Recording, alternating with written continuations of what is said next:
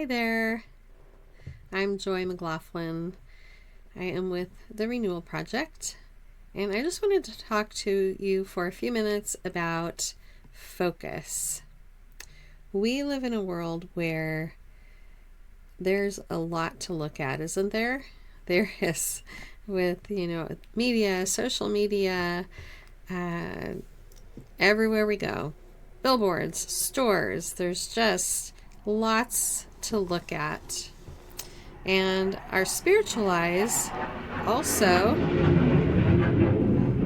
that was a really low jet that just went by. Our spiritual eyes also have a lot to look at. And we know that where we spend our time looking, our focus is the direction that we go in, right? Here comes that jet again. Can you hear it?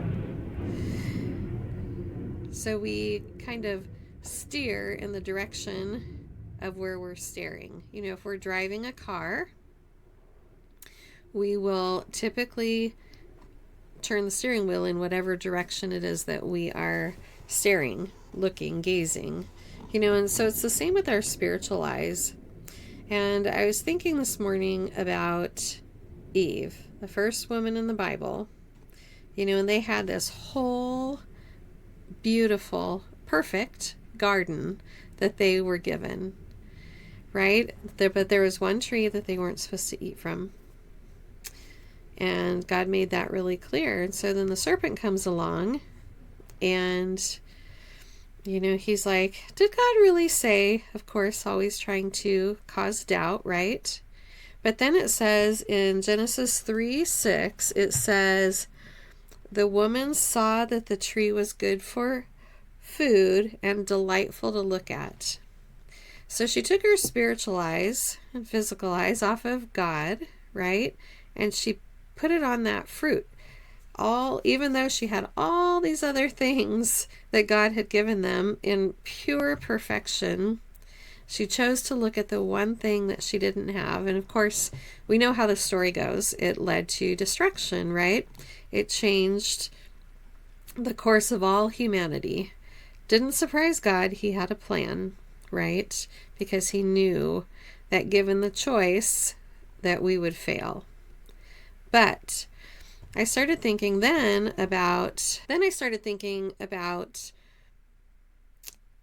all of the distractions that we have to look at. And if you spend any time on social media, you're always going to find somebody that has a better life, a better bank account, a better family, a better, travel history, a better job, more glamorous, anything. We're always going to see those people because typically social media is highlight reels. People put out their best. They show their best. And that can cause a lot of discontentment, can't it? We start to compare ourselves and well, I don't go on 6 vacations a year, or I don't drive that kind of car, or I can't afford to clothe my children that way, or I can't afford to wear those kinds of clothes. I know I've said stuff like that. And so when we start focusing on the things around us, we can pretty quickly become discontented with what God has given us.